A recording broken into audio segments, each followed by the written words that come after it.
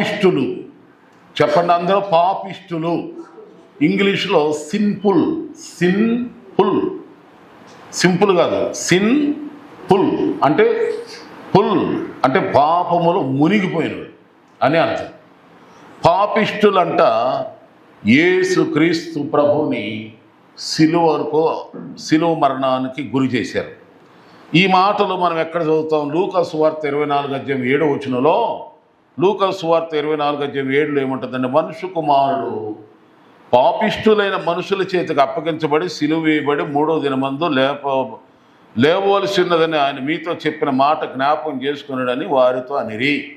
లూకా సువార్త 24:7 ఉంది ఈ మాట. యేసు ప్రభువారే స్వయంగా చెప్పారు, నన్ను పాపిష్టులైన మనుషులు చేతికి నన్ను అప్పగిస్తారు, వాళ్ళు సిలువేస్తారు, నేను 3వ దినాన తిరిగి లేస్తానని చెప్పాడు. పాత నిబంధన గ్రంథంలో యెషయా గ్రంథం 1:4 ఈ పాపిష్టి జనాన్ని గురించి ఒక మాట బైబిల్లో ప్రవచనం చెప్పబడింది. ఏమనగా, పాపిష్టి జనమా, ఇక వాళ్ళ సంగతులు దోషభరితమైన ప్రజలారా, దుష్ట సంతానమా, చెరుపు చే పిల్లలారా, మీకు శ్రమ అని యెషయా గ్రంథం పాత నిబంధనలు కూడా వీళ్ళ గురించి యెషయా ప్రవక్త ద్వారా దేవుడు ఆ దినాల్లో ప్రవచింపజేశాడు.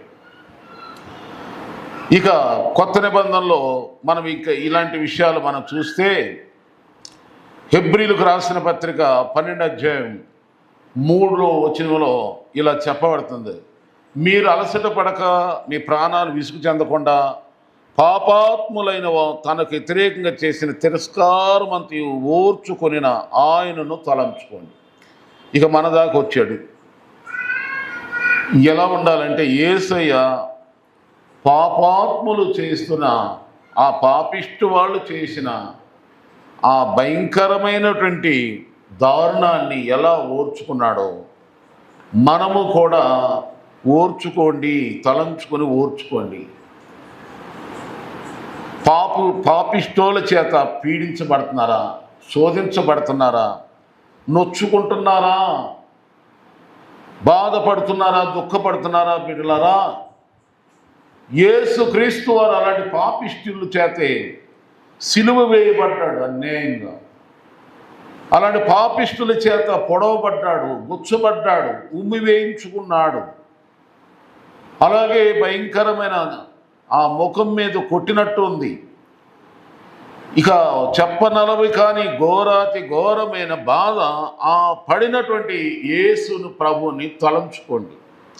చూడండి, మన జీవితాల్లో మనకు అనిపిస్తుంది, మనం ఎంత ప్రార్థన చేసుకుంటున్నాం, రక్షణ పొందాం, పరిశుద్ధ మార్గంలో నడుచుకుంటున్నాం, చర్చికి వెళ్తున్నాం, దేవుని ఎదులో ఎంతో భక్తి కలిగి ఉన్నాం.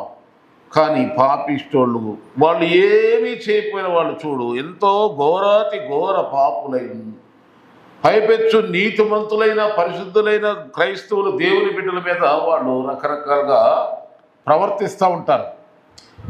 వాళ్ళు ఏదో తెలివైన వాళ్ళు, మనం తెలివి తక్కువ వాళ్ళము, వాళ్ళకే అన్ని చేతనవును, మనకేం చేత కాదు. మనందరము మనల్ని చేతకాని వారికి ఎంచి రకరకాలైన మానసిక బాధ పెడతారు. రకరకాల క్రియల చేత మనల్ని నొచ్చుకునేలాగా చేస్తారు. ఇలాంటి సందర్భాలు మనకు ఎదురుపడినప్పుడు యేసుక్రీస్తు వారిని పాపిష్టోళ్ళ చేత ఎలాంటి బాధ అనిపించాడో మనము కూడా తలుసుకొని మనం ఏం చేయాలంట? ఓర్చుకోవాలంట. ఓర్చుకో, బాధపడద్దు.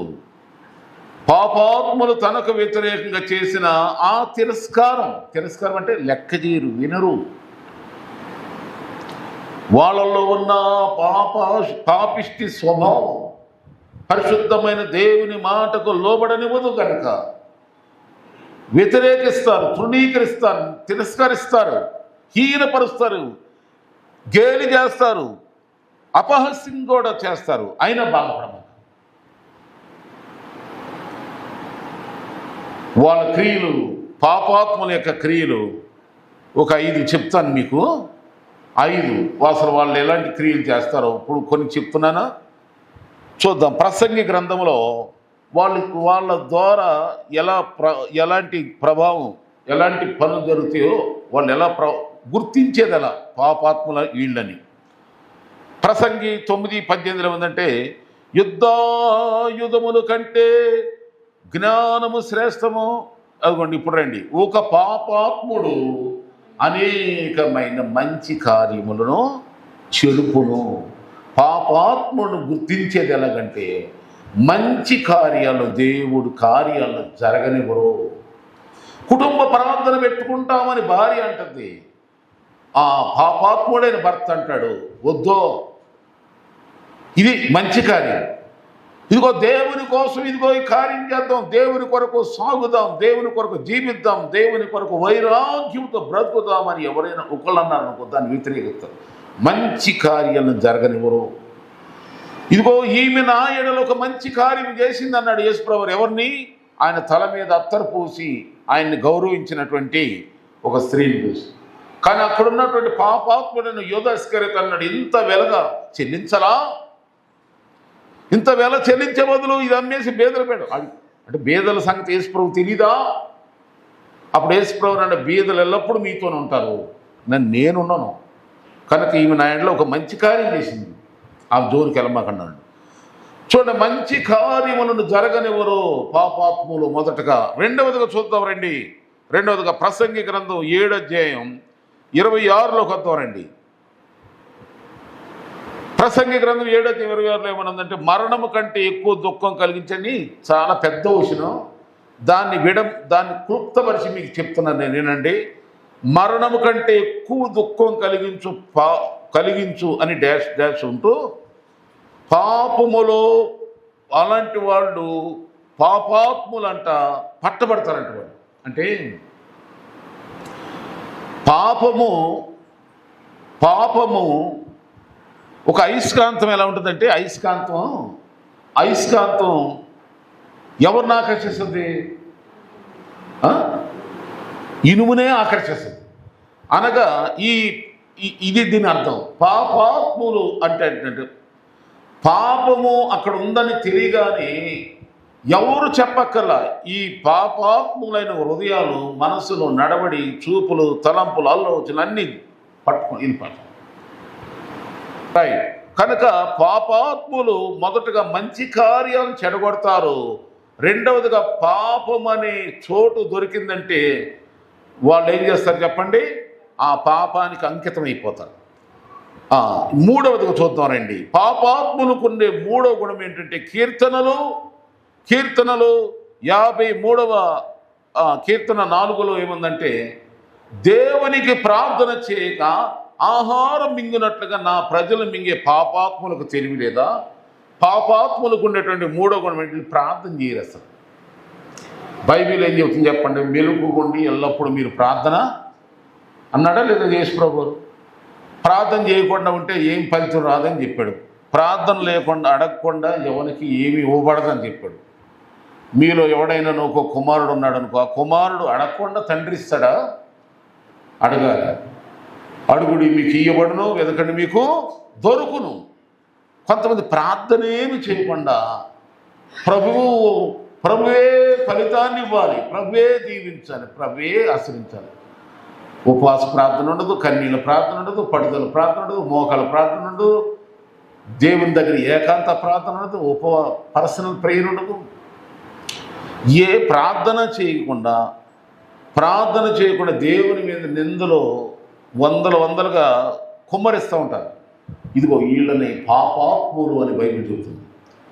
ఎందుకనగా ప్రార్థన చేయకపోవటమే పాపము అని సమూయేలు గ్రంథకర్తలో చెప్తాడు. ప్రార్థన ఎవరు చేయకపోయినా చెప్పండి, ఎవరు చేయకపోయినా, నేను చేయకపోయినా పాపమే.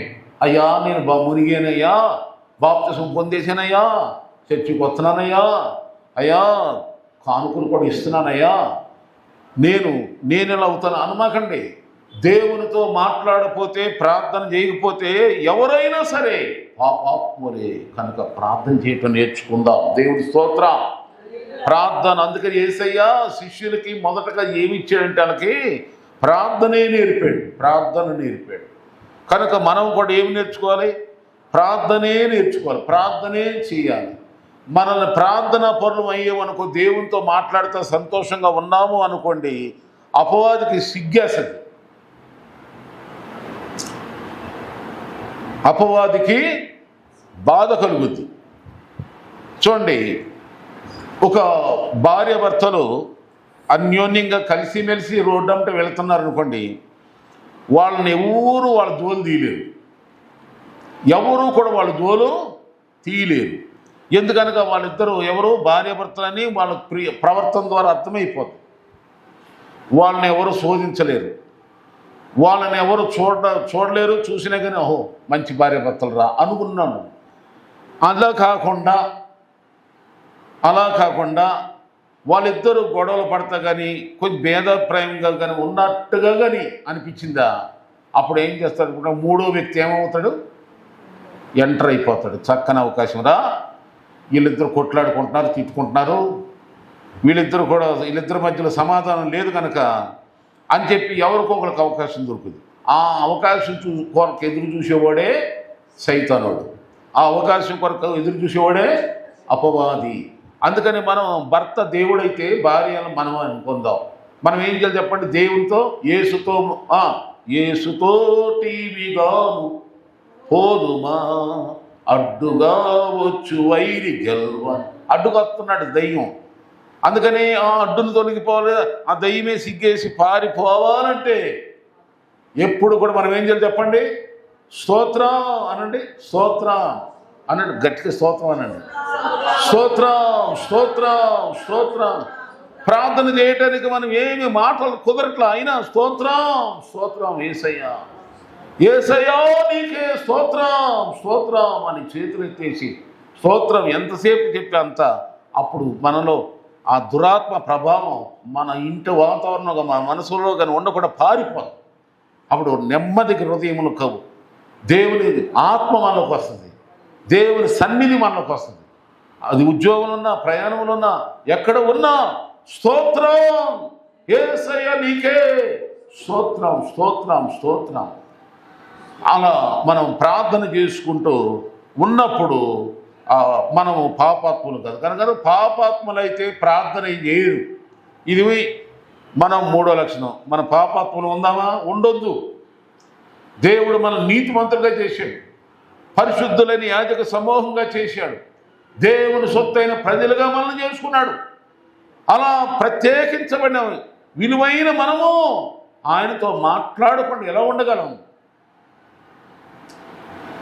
ఇక నాలుగవదిగా చూద్దామండి, పాపాత్ములకుండే నాలుగో లక్షణం ఎలా ఉంటుందంటే, ప్రసంగి గ్రంథం 2:26 వద్దాం.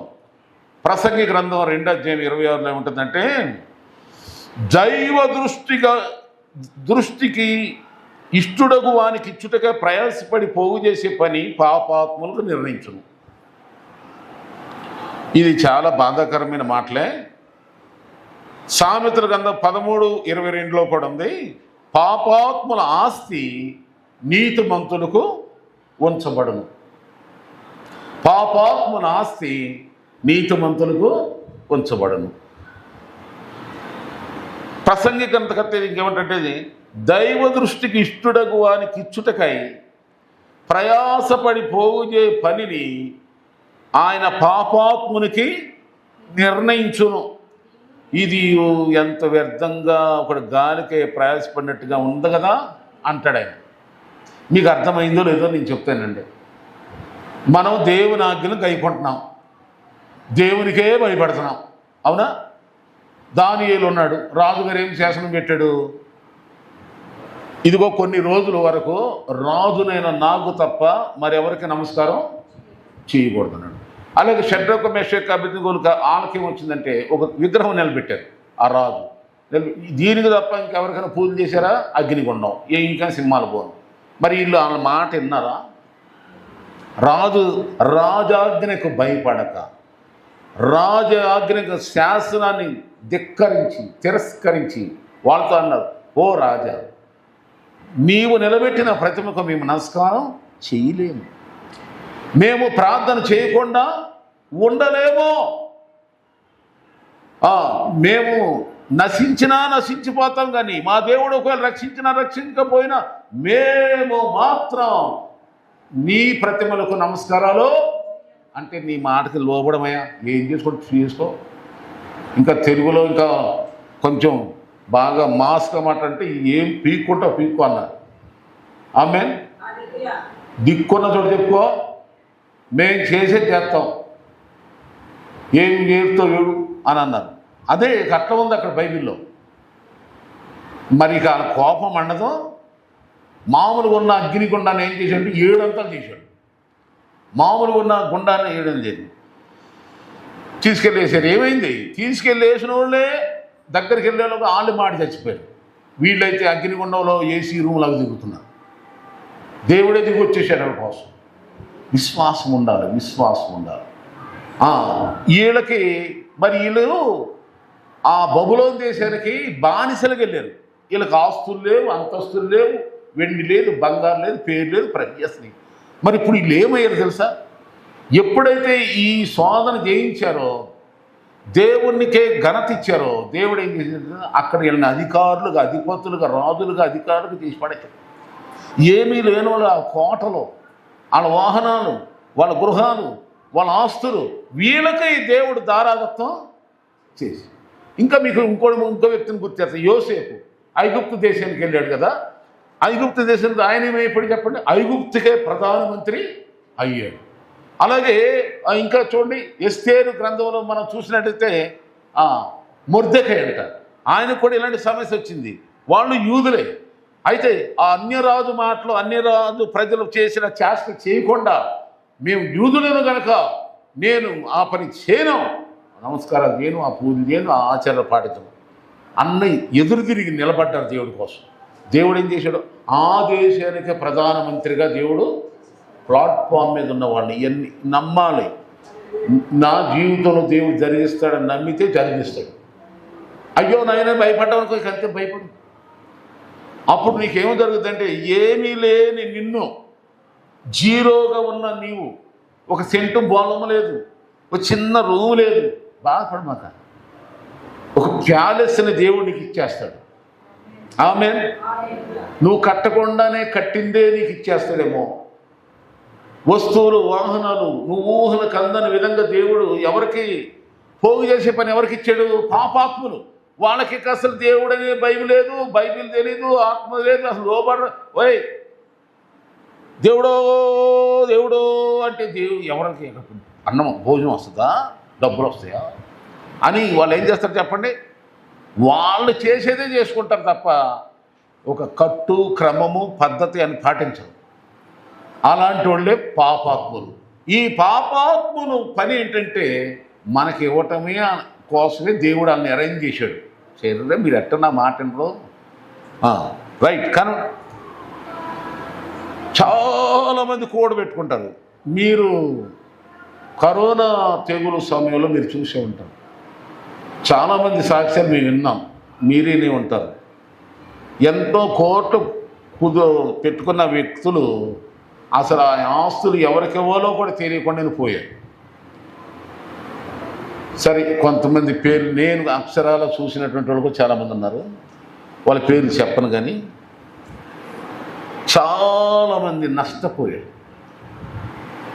వాళ్ళు సంపాదించింది ఒకందుకైతే వాళ్ళు ఎంత విధానంలో దిక్కుమాల విధంగా చనిపోయారంటే, వాళ్ళ ఆస్తులు ఎవరెవరికి అన్నీ చూసి అయ్యో ఇదే కదా. దేవునికి లోబడపోతే ఒక భయం లేకుండా ఏదో ఈ లోకమే స్థిరం, ఇక్కడే బతికిపోతాము అనుకుంటూనే దేవుని చిత్తం మీద గమనించుకుంటుంది. ఆస్తిని, డబ్బని, వీటిపైన వాటిపైన మక్కువ పెంచుకున్నాడే కానీ దేవుని మీకు ఇవ్వలేదు ఆ స్థానం.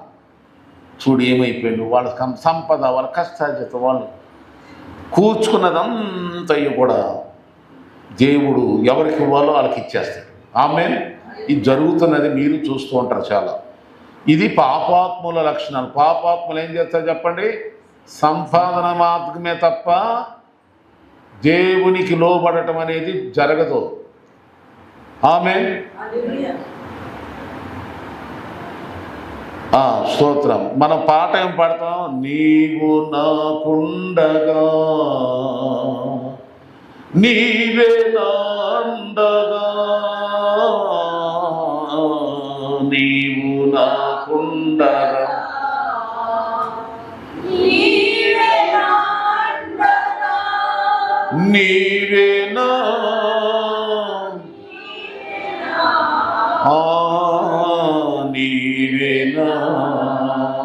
నీవేనా ఆత్మదాహము తీర్చిన వెంబడించిన నీ దాహం, నీ అవసరత ఎరిగిన దేవుడు. ఆయన ఉన్నాడు, నీతో ధైర్యంగా ఉండాలి. అది మనకు సరే. పాపాత్ములు వాళ్ళ క్రియలు మొదటగా వాళ్ళు ఏం చేస్తారంటే, వాళ్ళు ఎలాంటి వాళ్ళు? మంచి కార్యాలని చెడగొడతారు, చేయకపోగా చెడగొడతారు. రెండవదిగా వాళ్ళు ఎక్కడ పాపం జరుగుతున్నా పాపానికి ముందు వీళ్ళే ఉంటారు, పాపం చేత ఆకర్షించబడతారు, పాపాన్ని ఎదిరించలేరు, పాపానికి పట్టబడతారు.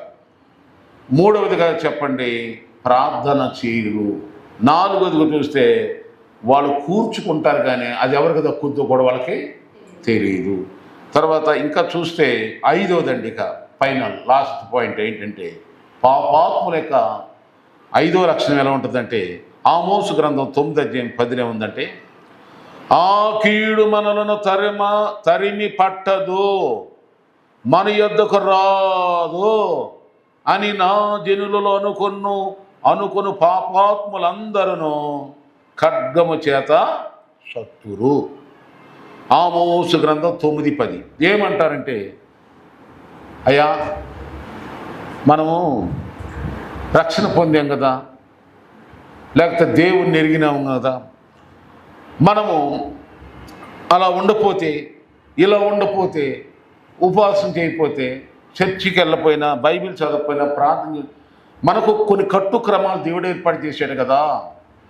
8 క్రమాలు దేవుడు ఏర్పాటు చేశాడు మనందరికీ. 8. ఒకటేంటంటే మనసు మార్చుకోవాలి. దేని మీద? మనసు. మన మనసు ఇదివరకులాగా ఉండకూడదు. ప్రాచీన స్వభావం మనలో నుండి చచ్చిపోవాలి. ఇదివరకు మనసు వేరు, ఇదివరకు మనిషి కాదు రోయ్ అని గుర్తించాలి మనల్ని. ఒకప్పుడు మనసు కాదు ఇతను, వీరు మారిపోయారు, మార్పు చెందిన వారని గుర్తించారు, మారు మనసు. రెండవదిగా బాప్తిసం. బాప్తిసం అందరూ పొందారుగా. బాప్తిసం అంటే మీరు ఏమనుకుంటారు? నీళ్ళల్లో మునిగి లేవటం మొదటి బాప్తిసం. రెండో బాప్తిసం అంటే యేసుక్రీస్తు కొరకు ఎన్ని శ్రమలైనా శ్రమల్లో మునిగి తేలటం. శ్రమల్లో అది శ్రమల బాప్తిసం అంటారు. మూడో బాప్తిసం ఏంటంటే పరిశుద్ధాత్మ మునిగి తేలాలి, భక్తులు ఆత్మలో ఆనందించాలి, పరవశించాలి. ఈ బాప్తిస అనుభవం. మూడోది ఏంటంటే చెప్పాను కదా, బాప్తిసం అంటే అది పరిశుద్ధాత్మ వరం. ఆత్మ వరాలు ఇస్తాడు మనందరికీ పరిశుద్ధాత్మ. ఎప్పుడైతే మారు మనసు పొందేమో, పరిశుద్ధాత్మ మునిగి తేలుతున్నామో, ఏమండి బాప్తిసం అనుభవంలోకి వచ్చేసి మునిగిపోయామో, అది ఎవరు అన్నట్టు కరెక్టే, మీరు అందులో మునిగిపోయారా అని ఊరు అన్నారు, కానీ మంచిదే, నిజంగానే అన్నాడు అతను, మునిగిపోయింది. ఎస్. తర్వాత పరిశుద్ధాత్మ అనే వరం. వరం అంటే ఏంటి? పాట పాడే వరం. చెప్పండి, ప్రార్థన చేసే ఒక వరం, గిఫ్ట్. సాక్ష్యం ఇచ్చే వరం, ఆయన కోసం సాక్షిగా జీవించటం, రకరకాలుగా దేవుని మహిమ కొరకు వాడబడే ఏవో ఒక వరాలతో దేవుడిని నింపుతాడు. యోసేపుకి దేవుడు ఏ వరం ఇచ్చాడంటారు? కళల అర్థం చెప్పే. దానియేలుకి ఏమి ఇచ్చాడు? కళల అర్థం చెప్పే వరం. సమరయ స్త్రీకి ఏ వరం ఇచ్చాడు? ఆమె చెప్పగానే ప్రజలందరూ కదిలి వచ్చే వరం ఇచ్చాడు. అందరు చెప్తే వినరు, మళ్ళా ఆమె చెప్తే వచ్చేసారు. అలాంటి వరాలు.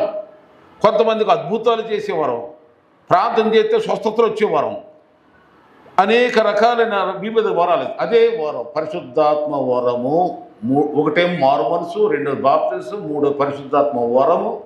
ఇది ఎవరో పాస్టర్ గారికి కాదండి, విశ్వాసం మీకే. నాలుగోది ఏంటంటే మూర్ఖులకు, ఈ తరం వారికి వేరే సపరేట్గా ఉంటారండి. దేవుని చేత ఎన్నుకొనబడిన వాళ్ళు ప్రత్యేకంగా ఉంటారు, ఏర్పరచబడిన వాళ్ళు ఉంటారు. ఐఎమ్ స్పెషల్, అందరిలో నేను కొన్ని అన్నటువంటి దేవుడు అంటాడు, అందరూ బాగుండాలి, అందరూ బాగుండాలి, అందులో నేను. మనం ఏమన్నా దాన్ని రాసుకోవాలి, అందరూ బాగుండాలి, వాళ్ళందరికంటే నేను బాగుండాలి. ఆమేన్. ఇది మనం ఫెయిత్. స్తోత్రం. తర్వాత అలా మూర్ఖులకు ఈతర వరకు వేరే.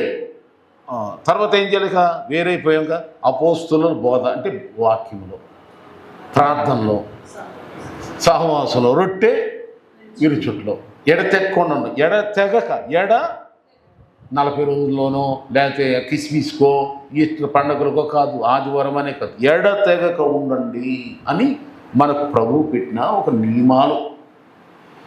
ఈ 8 నియమాలు మనం పాటించకపోతే మనకు కొన్ని నష్టాలు కూడా బైబిల్ చెబుతుంది. అయితే కొందరు అంటారంట, ఈ ఆమోసు గ్రంథంలో 9:10 మనం చూసినట్టుగా వాళ్ళు అంటారంట, ఆ పాస్టర్ గారు అట్టకి చెప్తాడా, బైబిల్ అలాగే చెప్పుద్దే, మనకు ఆ కీడు రాదు, ఆ దోషం రాదు, ఆయన అన్నది ఏది మనకు తగలదో అని ఏం చేస్తారంట, వాళ్ళు భ్రమపడుతూ అనేకులను భ్రమపరుస్తూ ఉంటారంట. వీళ్ళు పాపాత్ములు. కనుక దేవుని బిడ్డ, ఈ 5 విషయాలు నీ మనసులో పెట్టుకొని పాపాత్ముల్లాగా ఉంటావా? కానీ నిన్ను పాపాత్ములుగా ఉండమని దేవుడు చెప్పట్ల. మనం యేసుక్రీస్తుని సిలువేసింది ఎవరండి? పాపాత్ములు వేశారు. ఈ పాపాత్ములకు ఉన్నటువంటి గుణాలు ఏదో, ఈ గుణ లక్షణాలు ఉన్న వాళ్ళందరూ యేసు ప్రభుని సిలువేశారు. మరి మనల్ని పాపాత్ములు చేత నిర్దోషైన, నిర్మలుడైన, పరిశుద్ధుడైన యేసయ్య చనిపోయాడు, సమాధి చేయబడి తిరిగి లేచాడు. లేపబడినటువంటి ఆ యేసయ్య మనల్ని అందరినీ కూడా అలా ఉండొద్దు, మిమ్మల్ని నేను విలువ పెట్టి కొన్నాను, నేను మిమ్మల్ని కుమారులు కుమార్తెలు చేసుకున్నాను, ప్రయాసపడి భారం మోసుకుంటున్న సమస్త జనులారా నా యొద్దకు రండి. సమస్త జనులారా అన్నాడా, క్రైస్తవులు అన్నాడా? దేశం పేరు చెప్పలా, ప్రాంతం పేరు చెప్పలా, కులం పేరు చెప్పలా, మతం పేరు చెప్పలా, సమస్త జనులు రండి, నేను మీకు విశ్రాంతిని, శాంతిని దయచేస్తాను. మీ భారములన్నీ నా మీద మోపండి. ఫిలిప్పీ పత్రిక 4:8 కూడా ఉంటుంది, దేని గురించి మీరు చింతపడమాకండి, కృతజ్ఞతాపూర్వకంగా మీ విన్నపాలు నాకు తెలియజేసేయండి.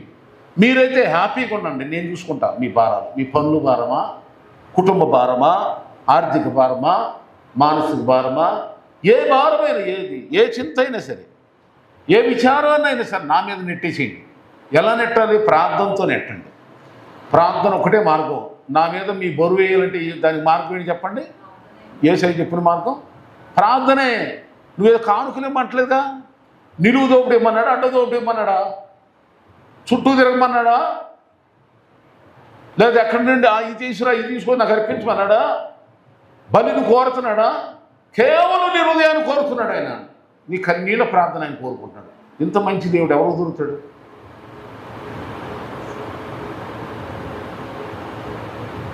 నీకోసం కన్నీరు కార్చిన దేవుడు, నీకోసం చెమటంతా కార్చిన దేవుడు, నీకోసం తన ఒంట్లో నీరంతా కార్చి, అలాగే తన బాడీలో ఉన్న బ్లడ్ అంతా, రక్తమంతా కార్చిన ఇంత ప్రేమ గల దేవుడు మనకు దొరుకుతాడు ఈ ప్రపంచంలో. ఎందుకయ్యా యేసయ్యా నువ్వు ఎందుకు పడ్డావు ఈ బాధలంటే? నీ కోసం, నా కోసం, మనందరి కోసం. కనుక పాపాత్ములు వారు వాళ్ళ పనేదే. దేవుణ్ణి హింసిస్తారు, దేవుణ్ణి దూషిస్తారు, దేవుని చివరికి అవసరమైతే చంపేస్తారు. అదే పని జరిగింది. వాళ్ళ క్రియలను ఇంకా వివరంగా చెప్పాను మీకు. మరలా ఈ మాటలు మనసులో పెట్టుకుని, నేను అలాంటి కాదు ప్రభా, నువ్వు నన్ను ఎన్నుకున్నావు తండ్రి. ఒకప్పుడు నేను అలాంటి అయి ఉండొచ్చు, కానీ నన్ను రక్షించుకున్నావు నాయన. నీవిచ్చిన రక్షణ నేను కోరుకోను ప్రభా, నన్ను నీ ఆత్మతో నింపునాయన, నన్ను క్షమించి ప్రభా, నా కోసం చనిపోయేవయ్యా, పాపాత్ముల చేతిలో మరణించిన ఓ పరిశుద్ధుడా, నా కోసం కాబట్టి నన్ను క్షమించవా, నన్ను రక్షించేయా, నన్ను ఆశ్రయించేయా అని ప్రతి ఒక్కరు వేదన దుఃఖంతో ప్రార్థన చేద్దాం. దేవుడు మిమ్మల్ని మీ కుటుంబాలను ఆశ్రయించును గాక.